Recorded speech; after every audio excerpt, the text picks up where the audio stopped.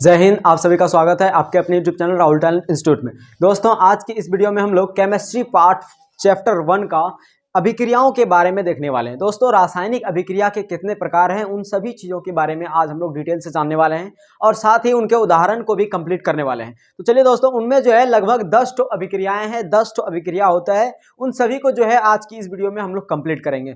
तो दोस्तों, सबसे पहला हम लोग जो अभिक्रिया पढ़ेंगे वो है संयोजन अभिक्रिया। संयोजन अभिक्रिया क्या होता है? दोस्तों देखिए, नाम से ही ये उत्पन्न हो रहा है कि संयोजन मतलब ही होता है जुड़ना। क्या होता है भाई? संयोजन मतलब ही होता है जुड़ना। अब देखिए, इसको कैसे समझ सकते हैं। देखिए, जब दो या दो से अधिक तत्व आपस में मिलकर आपस में मिलकर एक नए यौगिक का निर्माण करता है, उसे संयोजन अभिक्रिया कहते हैं।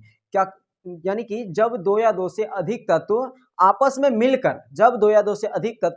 मिलकर एक नए यौगिक का निर्माण करता है, उसे ही संयोजन अभिक्रिया कहते हैं। दोस्तों, संयोजन अभिक्रिया को संश्लेषण अभिक्रिया भी कहा जाता है। अब देखिए दोस्तों, जैसे एक तत्व है हमारे पास कार्बन, उसके बाद दूसरा तत्व है हमारे पास ऑक्सीजन। अब देखिए दोस्तों, ये और ये जब मिलेगा, कार्बन और ऑक्सीजन मिलेगा तो बनाएगा CO2। तो ये हो गया हमारा एक यौगिक। ये एक तत्व है, ये भी एक तत्व है।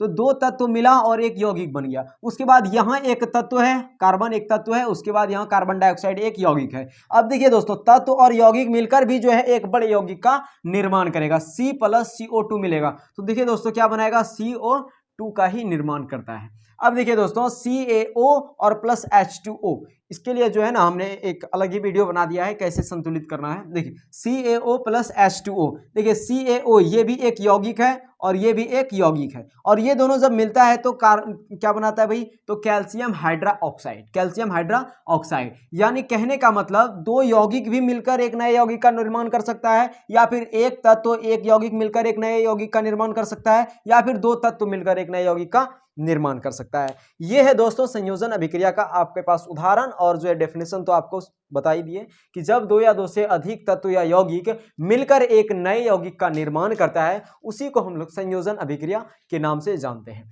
अब दोस्तों देखते हैं वियोजन अभिक्रिया। दूसरा नंबर वियोजन अभिक्रिया। देखिए, जैसे यहां पे देखे थे जुड़ना, ठीक है, उसका उल्टा है ये टूटना। क्या होता है भाई? इसका ठीक उल्टा होता है, जुड़ना का ठीक उल्टा होता है टूटना। कहने का मतलब, जब एक बड़ा यौगिक, देखिए वियोजन को ही अपघटन के नाम से भी जानते हैं, इसका डेफिनेशन बोल रहे हैं। जब एक बड़ा यौगिक दो या दो से अधिक तत्व या यौगिक में विभक्त हो जाए। कहने का मतलब, जब दो या दो से अधिक तत्वों में टूट जाए, उसी को विघटन अभिक्रिया कहते हैं। जब दो या दो से अधिक तत्वों में टूट जाए, उसी को वियोजन अभिक्रिया कहते हैं। देखिए, देख लेते हैं एग्जांपल। जैसे CaCO3 यानी कैल्शियम कार्बोनेट।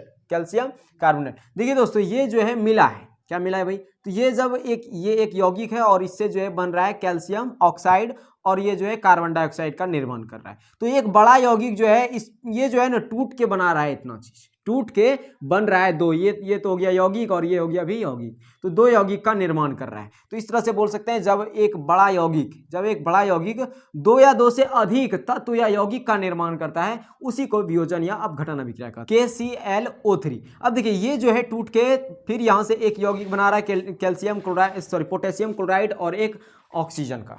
यानी कि एक बड़ा यौगिक दो या दो से अधिक तत्व या यौगिक का निर्माण करता है, उसी को वियोजन या अपघटन अभिक्रिया कहते हैं। ठीक है, अब देखिए वैद्युत अपघटन अभिक्रिया देखते हैं। वैद्युत अपघटन, दोस्तों देखिए, ये अपघटन और वैद्युत अपघटन एक ही जैसा है, लेकिन यहाँ पे एकदम साधारण अपघटन है। ये जो है टूट जाता है, और बस ये जो होता है ना, ये टूटता ही नहीं है। ये पहले खोजता है कि हमको विद्युत धारा हमको दो, तब ही टूटेंगे। तो दोस्तों देखिए, इसको समझने के लिए एक आपके पास उदाहरण देते हैं छोटा सा। देखिए, एक आध आदमी ऐसा होता है जो कि फट से बिना जो है मारपीट किए जो है उसको जो है जुर्म कबूल कर लेता है, लेकिन एक मुजरिम ऐसा होता है जिसको जो है शॉक देना पड़ता है, यानी ऊर्जा देना पड़ता है, विद्युत उस पर सटाना पड़ता है, तब जाके वो जो है जुर्म कबूल करता है। ठीक उसी प्रकार से वैद्युत अपघटन अभिक्रिया है। इसमें जो है ना ये कहता है कि हमको जब तक शॉक नहीं देगा तब तक हम जो है क्या करेंगे, अलग ही नहीं होंगे। तो NaCl यानी सोडियम क्लोराइड जो है, इसमें जब तक विद्युत धारा नहीं देते तब तक ये बोलता है टूटबे नहीं करेंगे, हम नहीं टूटेंगे। तो NaCl यानी सोडियम क्लोराइड में जब हम विद्युत धारा देते हैं ना, तो तब ये जो है सोडियम और क्लोराइड सोडियम और क्लोरीन में विभक्त हो जा रहा है। उसके बाद जो है Al2O3 ये भी कहता है हम नहीं टूटेंगे, जब इसमें जो है विद्युत धारा प्रवाहित करते हैं तब ये जाके एल्युमिनियम और ऑक्सीजन का निर्माण कर लेता है। उसके बाद जल को दोस्तों अगर आप तोड़ना चाहेंगे कि भाई इसमें से हाइड्रोजन निकालो और इसमें से ऑक्सीजन निकालो तो नहीं होता है। होता है क्या? नहीं होता है। लेकिन अगर आप उसमें विद्युत धारा प्रवाहित कर दें तो वो जो है ना विद्युत धारा, थोड़ा सा एकदम नमक डाल दीजिए और विद्युत धारा अगर आप उसमें प्रवाहित करते हैं तो ऑक्सीजन उसमें से निकलेगा ही और हाइड्रोजन गैस भी निकलेगा आपका। तो उम्मीद है दोस्तों आपको तीनों अभिक्रिया क्लियर हो गया होगा, संयोजन, वियोजन और वैद्युत अपघटन। उसके बाद अब एकल विस्थापन पर चलते हैं। एकल विस्थापन अभिक्रिया दोस्तों वो अभिक्रिया होता है जब एकल विस्थापन अभिक्रिया वैसे अभिक्रिया जब एक अणु, देखिए यहाँ पे क्या है भाई, पहले उदाहरण समझिए। ये क्या है? एक परमाणु है। एक क्या परमाणु, कहने का मतलब एक तत्व है, कहने का मतलब एक तत्व है और ये एक यौगिक है। और इसमें से जो है ना, इसमें जो कॉपर आपको दिख रहा है ये तो सल्फेट हो गया ना, ये सल्फेट। लेकिन ये जो कॉपर आपको दिखाई दे रहा है दोस्तों वो जिंक की तुलना में जो है ये क्या है? कमजोर है। यानी ये कम क्रियाशील है और ये ज्यादा क्रियाशील है, और ये कम क्रियाशील है। तो इसकी तुलना में ज्यादा क्रियाशील है जिंक, और जिंक को देखते ही ये जो है भाग जाएगा, जिस वजह से जब Cu यहां से हट जाएगा तो ये जिंक सल्फेट का निर्माण कर लेगा, जिंक सल्फेट का निर्माण कर लेगा और Cu जो है एकदम टुकुर टुकुर अलग से ताकता रहेगा। तो दोस्तों इसमें जो है क्या बोलना है कि जब कोई तत्व यौगिक में से, जब कोई तत्व या फिर जब कोई यौगिक में कोई एक तत्व, जब कोई यौगिक में एक तत्व विस्थापित हो जाए, इसी को जो है ना जब अलग हो गया, भाग गया, भागना कोई जो है केमिस्ट्री की भाषा में एक तरह से बोल सकते हैं विस्थापन। जब कोई एक तत्व विस्थापित हो जाए, जब कोई एक तत्व, वैसा अभिक्रिया जिसमें कोई एक तत्व विस्थापित हो जाए उसी को विस्थापन अभिक्रिया कहते हैं। वैसा तत्व जब कोई एक तत्व वैसा अभिक्रिया जिसमें कोई एक तत्व विस्थापित हो जाए उसी को एकल विस्थापन अभिक्रिया कहते हैं। उसी प्रकार से यहाँ देखिए दोस्तों, जिंक है ना, जिंक, यहाँ तो कॉपर से ज्यादा क्रियाशील जिंक था, लेकिन यहाँ जिंक से ज्यादा क्रियाशील पोटेशियम है, पोटेशियम। ठीक है दोस्तों, तो पोटेशियम ज्यादा क्रियाशील है और पोटेशियम जो है देखते ही ये जो है भाग जाएगा, और पोटेशियम भागेगा तो ये जो है टुकुर टुकुर इधर से ताकते रहेगा, तो यहां से जो है यहां भाग गया। तो यहां भी क्या बोलना है कि जब वैसा अभिक्रिया जब कोई एक तत्व विस्थापित हो जाए, वैसा अभिक्रिया जब कोई एक तत्व विस्थापित हो जाए उसी को बोलते हैं वही एकल विस्थापन अभिक्रिया। उम्मीद है दोस्तों आपको चारों अभिक्रिया समझ में आया होगा। अब जो है अगला अभिक्रियाओं की ओर चलते हैं। हाँ, अब दोस्तों हम लोग देखते हैं अगला अभिक्रिया, उभय विस्थापन अभिक्रिया। देखिए दोस्तों, उभय विस्थापन अभिक्रिया, इसमें क्या होता है? एकल विस्थापन तो हमने पढ़ लिया, अब उभय विस्थापन, इसी को जो है दोस्तों द्विविस्थापन अभिक्रिया भी कहते हैं। आप इसमें कोई कंफ्यूजन नहीं रखिएगा, द्विविस्थापन अभिक्रिया का भी डेफिनेशन सेम यही होगा। देखिए दोस्तों, इसमें जो है ना, ये जो तत्व है, इसमें जो है दो तत्व हमने ले लिया, मान लिया है, बस इसको मान लिए कि एक्स वाई एक अलग तत्व है, एक्स ए और वाई, ए बी जो है वो यौगिक है, एक्स वाई जो है वो यौगिक है और ए बी जो है वो क्या है? यौगिक है।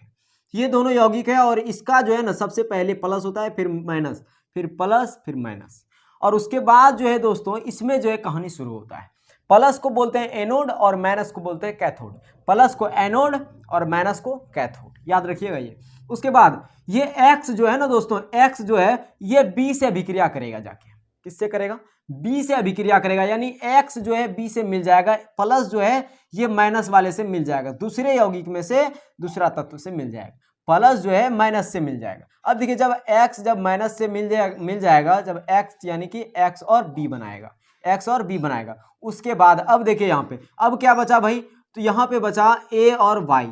तो देखिए ऐसे नहीं लिखना है वाई और ए, इस तरह से नहीं, पहले प्लस उसके बाद माइनस, पहले प्लस उसके बाद माइनस, यानी ए और वाई हो गया, ये हो गया दोस्तों। तो देखिए इसमें क्या समझ में आया? तो भाई धन आयन और ऋण आयन का इसमें क्या हो रहा है? एक्सचेंज हो रहा है, बदलाव हो रहा है, यानी आदान प्रदान हो रहा है। तो कैसे इसका डेफिनेशन बोल सकते हैं? तो देखिए यहाँ भी जो है ना सेम वही काम हो रहा है भाई, यहाँ भी वही काम हो रहा है। तो देखिए यहाँ भी जो है इससे में प्लस होगा पहले, फिर माइनस, फिर प्लस, फिर माइनस, उसके बाद ये जो है इससे मिल जाएगा, जाके Na जो है इससे मिल जाएगा। तो Na जब इससे मिल जाएगा तो क्या बनाएगा? NaNO3, उसके बाद फिर जो है AgCl से मिल जाएगा, तो AgCl बना लिया, ठीक ना। अब इसको संतुलित तो आप कर ही लेंगे क्योंकि संतुलित करने बता दिए हैं हम। देखिए अब जो है आगे देखते हैं भाई, तो इसमें भी क्या हो रहा है? आयनों का आदान प्रदान, धन आयन ऋण आयन का आदान प्रदान। तो इसका डेफिनेशन क्या हो सकता है? देखिए जब दो यौगिक आपस में मिलकर आयनों का आदान प्रदान कर, जब दो यौगिक आयनों का आदान प्रदान कर दो नए यौगिक का, जब दो यौगिक आयनों का आदान प्रदान कर दो नए यौगिक का निर्माण करता है, उसी को उभय विस्थापन अभिक्रिया कहते हैं। जब दो यौगिक आपस में आयनों का आदान प्रदान कर दो नए यौगिक का निर्माण करता है, उसे उभय विस्थापन अभिक्रिया कहते हैं। ठीक, अब देखिए CuSO4, ये प्लस और ये माइनस, फिर प्लस और ये माइनस। अब देखिए Cu जो है वो S से अभिक्रिया कर लेगा, तो Cu जो है CuS और प्लस देखिए H2 और SO4, H2SO4 बना लिया। उसके बाद देखिए यहां भी देखिए आयनों का आदान प्रदान हुआ, तो ये भी क्या हो गया दोस्तों, ये भी उभय विस्थापन अभिक्रिया हो गया। तो डेफिनेशन क्या होगा, जब दो यौगिक आपस में मिलकर आयनों का आदान प्रदान कर, जब दो यौगिक आयनों का आदान प्रदान कर दो नए यौगिक का निर्माण करता है, उसी को उभय विस्थापन अभिक्रिया कहते हैं। हाँ, अब देखिए अवक्षेपण अभिक्रिया क्या होता है। अवक्षेपण अभिक्रिया समझिए। देखिए दोस्तों, अवक्षेपण अभिक्रिया में क्या होता है कि जब आप चीनी और पानी को जब घोलेंगे और उसको जब चलाते रहेंगे आप ना, जब आप उसे चलाते रहेंगे, किसी चीज़ से चलाते रहेंगे, तब वो जो है पानी में मिल जाता है। लेकिन अगर देखें कुछ देर के बाद वो जो है अगर नहीं चलाएं तो धीरे धीरे उसका छोटा छोटा कण जो है नीचे बैठ जाता है। तो वो क्या हो गया, ठोस पदार्थ है और नीचे बैठ गया, वो अवक्षेप के रूप में बैठ गया।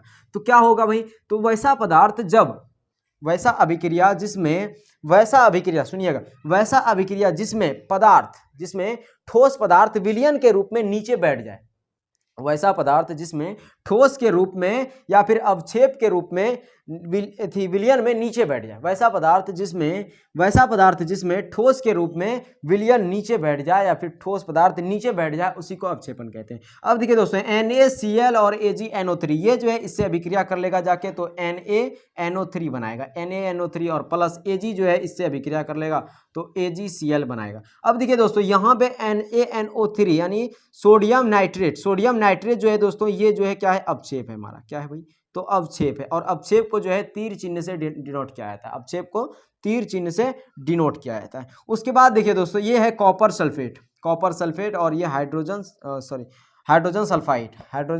सल्फाइड। अब देखिए दोस्तों, यहाँ Cu जो है इससे अभिक्रिया कर लेगा जाके, तो CuS और प्लस H2SO4 सल्फ्यूरिकम।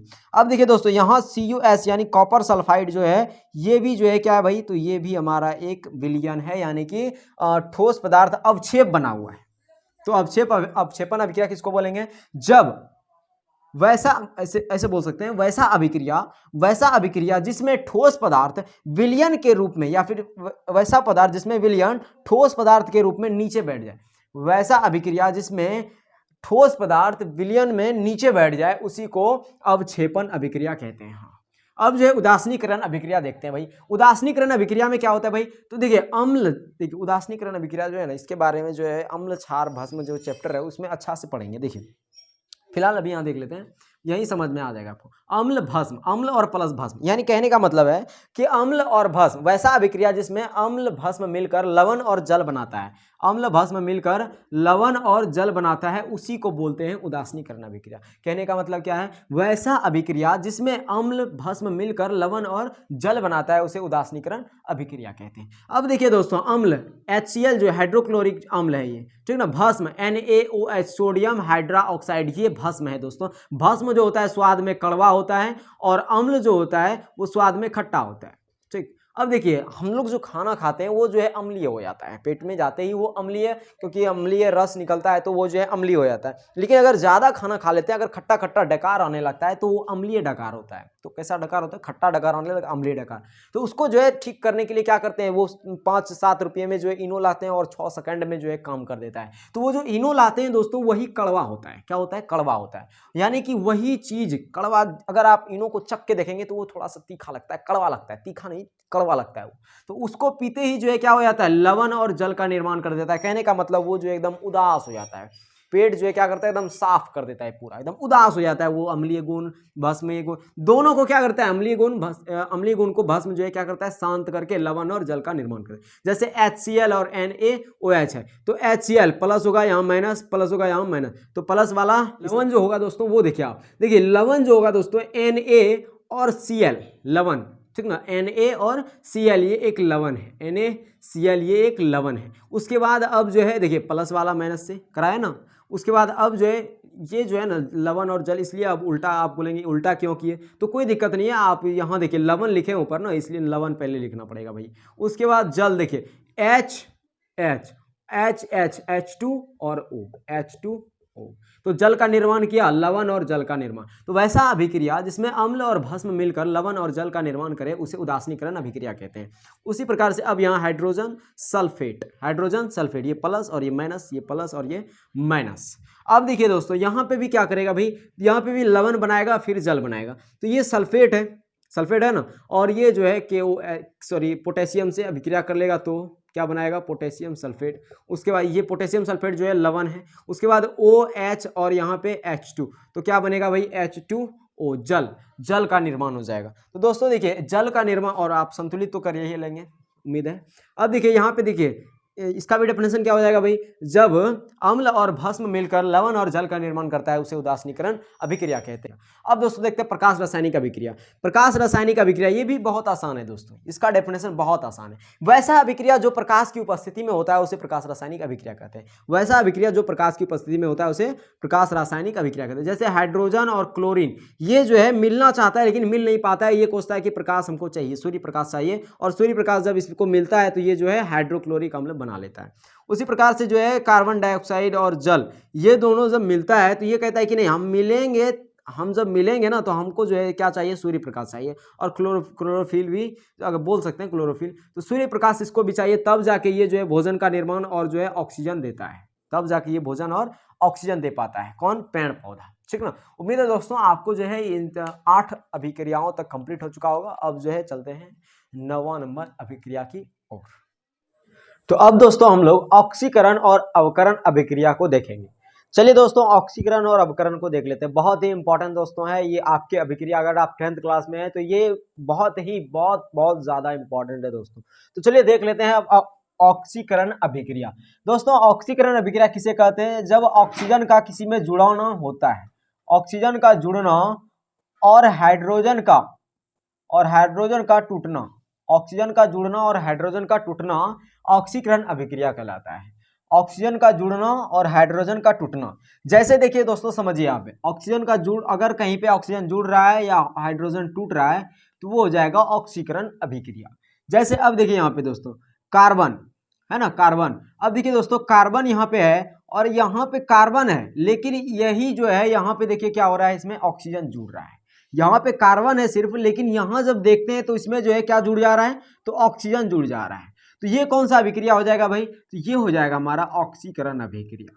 कौन सा अभिक्रिया, ऑक्सीकरण अभिक्रिया। अब देखिए दोस्तों इसमें हाइड्रोजन तो टूट नहीं रहा है, टूट रहा है क्या, नहीं टूट रहा है। अब देखिए दोस्तों यहाँ पे S सिर्फ है, यहाँ सिर्फ S है, और यहाँ पे देखें कि यहाँ पे जो है ना ऑक्सीजन जुड़ जा रहा है, तो ऑक्सीजन का जुड़ना ही क्या कहलाता है, ऑक्सीकरण अभिक्रिया। क्या कहलाता है भाई, ऑक्सीकरण अभिक्रिया।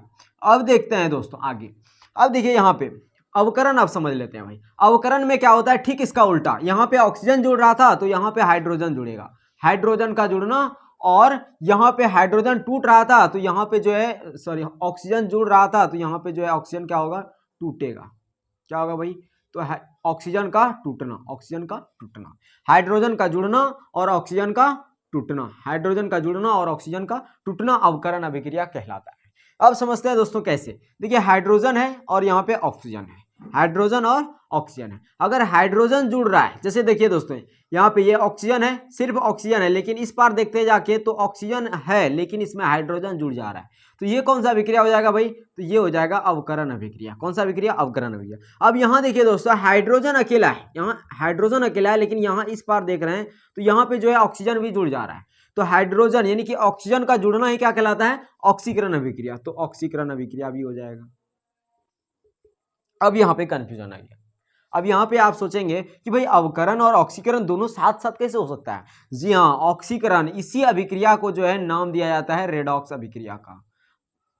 वैसे अभिक्रिया जिसमें अवकरण और ऑक्सीकरण दोनों हो, वैसा अभिक्रिया जिसमें ऑक्सीकरण और अवकरण दोनों हो, उसे ही रेडॉक्स अभिक्रिया कहते हैं। अर्थात दोस्तों अवकरण और ऑक्सीकरण जो है इसी दोनों का मेल ही रेडॉक्स अभिक्रिया कहलाता है। अब अगला एक और उदाहरण देख लेते हैं। हाइड्रोजन और सल्फर मिल रहा है, हाइड्रोजन और सल्फर मिल रहा है। अब देखिए दोस्तों यहाँ पे सल्फर अकेला है, सल्फर अकेला है, लेकिन यहाँ पे देखते हैं कि इसमें हाइड्रोजन जुड़ रहा है, तो हाइड्रोजन का जुड़ना क्या कहलाता है, अवकरण। हाइड्रोजन का जुड़ना अवकरण कहलाता है। ठीक है। अब देखिए यहाँ पे दोस्तों CuO यानी कॉपर ऑक्साइड, कॉपर ऑक्साइड, यहाँ पे हाइड्रोजन। देखिए दोस्तों यहाँ पे अकेला हाइड्रोजन है, यहाँ पे अकेला हाइड्रोजन है, लेकिन यहाँ पे देख रहे हैं कि ऑक्सीजन इसमें जुड़ रहा है, तो ऑक्सीजन का जुड़ना ही ऑक्सीकरण कहलाता है, ऑक्सीजन का जुड़ना ऑक्सीकरण कहलाता है। और यहाँ पे देख रहे हैं कि यहाँ पे जो है ऑक्सीजन है, लेकिन यहाँ पे ऑक्सीजन जो है क्या हो रहा है, टूट रहा है, तो ऑक्सीजन का टूटना क्या कहलाता है, अवकरण। ऑक्सीजन का टूटना अवकरण कहलाता है, ऑक्सीजन का टूटना अवकरण कहलाता है। अब देखिए दोस्तों फिर एक और उदाहरण देख लेते हैं, H2S। अब देखिए यहाँ पे हाइड्रोजन है, यहाँ पे हाइड्रोजन है, लेकिन यहाँ पे हाइड्रोजन नहीं है, हाइड्रोजन यहाँ पे है लेकिन यहाँ पे हाइड्रोजन खत्म हो जा रहा है, यानी हाइड्रोजन टूट जा रहा है, तो हाइड्रोजन का ही टूटना, हाइड्रोजन का ही टूटना क्या कहलाता है, ऑक्सीकरण। क्या कहलाता है भाई, ऑक्सीकरण। हाइड्रोजन का टूटना ऑक्सीकरण। अब देखिए यहाँ क्लोरीन है ना, क्लोरीन, और लेकिन यहाँ पे देख रहे हैं तो हाइड्रोजन जुड़ जा रहा है, जुड़ रहा है कि नहीं, हाइड्रोजन यहाँ पे जुड़ जा रहा है। क्लोरीन है अकेला लेकिन हाइड्रोजन जुड़ गया, तो हाइड्रोजन का जुड़ना क्या कहलाता है, अवकरण। क्या कहलाता है, अवकरण। तो ये हो गया अवकरण। तो दोस्तों इन जिसमें जो है अवकरण और उपकरण दोनों अभिक्रियाएं होता है उसी को बोलते हैं रेडॉक्स अभिक्रिया। और जहां पे अवकरण अभिक्रिया होगा वहां पे ऑक्सीकरण अभिक्रिया अपने आप हो जाएगा। अब दोस्तों देखते हैं इसका और क्या नाम है। तो ऑक्सीकरण को जो है दोस्तों हम लोग ऑक्सीकरण को जो है उपचयन के नाम से भी जानते हैं, उपचयन के नाम से, और अवकरण को जो है दोस्तों अपचयन के नाम से जानते हैं, अवकरण को अपचयन के नाम से। अब इसको याद कैसे करें भाई, दोनों में कंफ्यूजन बड़ा होता है, ठीक है। तो अ से देखिए अवकरण और अ से अपचयन, अ से अवकरण और अ से अपचयन। साधारण अ है ना यहाँ पे, और यहाँ भी साधारण अ है, तो अ से अवकरण अ से अपचयन। उसके बाद यहाँ तो इससे आप तो समझ ही जाएंगे, यहाँ जो है नहीं मिल रहा है, यहाँ अ है उसके बाद हर्षऊ है, तो बस एक तो आप याद रखिएगा अवकरण उपचयन, अवकरण को ही उपचयन कहा जाता है, अवकरण को ही उपचयन कहा जाता है। अब देखिए दोस्तों एक और चीज आपको बताएंगे, जिसका ऑक्सीकरण होता है ना, जिसका ऑक्सीकरण होता है, जैसे देखिए यहाँ पे इसका ऑक्सीकरण हो रहा है, किसका ऑक्सीकरण हो रहा है, तो इसका ऑक्सीकरण हो रहा है। जिसका ऑक्सीकरण होता है ना वही होता है अवकारक। क्या होता है भाई, अवकारक, अवकारक। जिसका ऑक्सीकरण हो रहा है, देखिए यहाँ सी से जो है ऑक्सीजन, ऑक्सीजन यानी कि ऑक्सीजन में बदल जा रहा है, तो ऑक्सीजन इसमें जुड़ जा रहा है, तो ऑक्सीकरण, जिसका ऑक्सीकरण, इसी का ना ऑक्सीकरण हो रहा है, तो इसका ऑक्सीकरण, जिसका ऑक्सीकरण होता है वो अवकारक कहलाता है, जिसका ऑक्सीकरण होता है वो अवकारक कहलाता है, ठीक ना। अब देखिए दोस्तों, अब यहां भी देखिए इसका ऑक्सीकरण हो रहा है, तो ये क्या होगा, अवकारक। क्या होगा, अवकारक। अब देखिए आगे देखते हैं, यहां पे देखिए यहां भी जो है इसका अवकरण हो रहा है, यहां पे देखिए इसका ऑक्सीकारक हो रहा है या फिर ऑक्सीकरण हो रहा है, इसका ऑक्सीकरण हो रहा है तो ये होगा अवकारक, अवकारक। लेकिन ये तो क्या होगा भाई, क्योंकि ये अवकरण हो रहा है इसलिए इसको बोलेंगे ऑक्सीकारक। क्या बोलेंगे भाई, ऑक्सीकारक, ऑक्सीकारक। तो आप बस एक तो डिफाइन में लिख लीजिए, जिसका जिसका ऑक्सीकरण हो, जिसका ऑक्सीकरण हो उसे, जिसका ऑक्सीकरण हो उसे अवकारक, और जिसका अवकरण हो उसे ऑक्सीकारक कहते हैं। देखिए दोस्तों यहाँ पे ये बात आप हमेशा ध्यान रखिएगा, ऑक्सीकरण अगर किसी का हो रहा है तो वो अवकारक कहलाता है, और किसी का अगर अवकरण हो रहा है तो वो ऑक्सीकारक कहलाता है। ये हमेशा आप ध्यान में रखिएगा, बहुत ही इंपॉर्टेंट है। तो दोस्तों और ये ऑब्जेक्टिव जो है पूछा ही जाता है, कई बार पूछा गया है। तो दोस्तों देखिए एस यानी कि सल्फर जो है इसका अवकरण हो रहा है, तो ये क्या हो जाएगा, ऑक्सीकारक। क्या हो जाएगा भाई, तो ऑक्सीकारक हो जाएगा। और हाइड्रोजन का यहाँ पे क्या हो रहा है, हाइड्रोजन यहाँ पे क्या हो रहा है, तो सल्फर का हो रहा है यहाँ पे भाई, हाइड्रोजन यहाँ एक ही चीज है। अब देखिए यहाँ पे देखिए हाइड्रोजन का क्या हो रहा है यहाँ पे, हाइड्रोजन का ऑक्सीकरण, तो ये क्या हो जाएगा आपका अवकारक। क्या हो जाएगा, अवकारक। और यहाँ पे देखिए CuO का क्या हो रहा है, CuO का अवकरण हो रहा है, तो ये हो जाएगा आपका ऑक्सीकारक। क्या हो जाएगा भाई, ऑक्सीकारक, ऑक्सीकारक। अब देखिए यहाँ H2S hydrogen sulphide, hydrogen sulphide, इसमें देखिए दोस्तों आपका क्या हो रहा है, ऑक्सीकरण, हाइड्रोजन का, सॉरी यहाँ पे क्या हो रहा है, हाइड्रोजन का ऑक्सीकरण, यानी हाइड्रोजन जो है वो क्या हो रहा है, हाइड्रोजन यानी कि आपका क्या हो रहा है, हाइड्रोजन टूट रहा है। देखिए यहाँ H2S है लेकिन यहाँ आपका सिर्फ S है, तो हाइड्रोजन का ऑक्सीकरण हो रहा है। क्या हो रहा है, हाइड्रोजन का ऑक्सीकरण, और जिसका ऑक्सीकरण होता है उसी को बोलते हैं अवकारक, अवकारक, ठीक। और क्लोरीन यहाँ जो है अवकरण हो रहा है, ये हो गया ऑक्सीकारक, ऑक्सीकारक। तो इस तरह से ऑब्जेक्टिव आपका बन जाएगा, और इस तरह से जो है एक तो आपको दे देगा, बोल देगा कि H2 + O2 और इक्वल टू H2O में ऑक्सीकारक कौन है, में ऑक्सीकारक, ऑक्सीकारक है।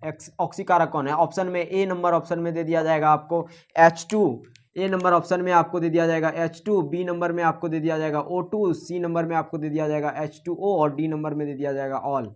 तो आपको जो है लगाना पड़ेगा सही से ठीक दोस्तों। देखिए दोस्तों, अब जो है आपको यहाँ पे बता दिए हैं। देखिए ऑक्सीजन यहाँ पे अकेला है, लेकिन यहाँ पे देख रहे हैं कि हाइड्रोजन इसमें जुड़ जा रहा है, जुड़ जा रहा है ना। ऑक्सीजन अकेला है लेकिन हाइड्रोजन जुड़ जा रहा है, तो हाइड्रोजन का जुड़ना ही क्या कहलाता है? अवकारक, अवकरण। हाइड्रोजन, हाइड्रोजन का जुड़ना अवकरण। उसके बाद देखिए हाइड्रोजन यहाँ अकेला है लेकिन ऑक्सीजन यहाँ पे जुड़ जा रहा है, तो ये क्या हो जाएगा? ऑक्सीकारक। क्या हो जाएगा भाई? ऑक्सीकारक। और जो ऑक्सीकारक होता है, जिसका ऑक्सीकारक होता है, वही होता है क्या? अवकरण, अवकारक, अवकारक, अवकारक। और जिसका अवकरण होता है वो कहलाता है ऑक्सीकारक। तो O2 हो जाएगा भाई आपका ऑक्सीकारक, O2 हो जाएगा आपका ऑक्सीकारक। उम्मीद है दोस्तों आपको ऑक्सीकरण, अवकरण अर्थात रेडॉक्स अभिक्रिया समझ में आ गया होगा। रेडॉक्स अभिक्रिया जो है एकदम सिंपल चीज है भाई। आप ये भी बोल सकते हैं कि उपचयन और अपचयन अभिक्रिया को ही रेडॉक्स अभिक्रिया कहते हैं, या तो आप ये बोल दीजिए ऑक्सीकरण और अवकरण अभिक्रिया को रेडॉक्स अभिक्रिया कहते हैं। हो जाएगा दोनों, किसी भी तरह से आप जो है पकड़िए इसको, बस हो जाएगा रेडॉक्स अभिक्रिया। उम्मीद है दोस्तों आपको रेडॉक्स अभिक्रिया एंड उपचयन, अपचयन इस सब चीज के बारे में जो है आपका कंफर्म हो चुका होगा। मिलते हैं अगले वीडियो में, तब तक के लिए जय हिंद, जय भारत।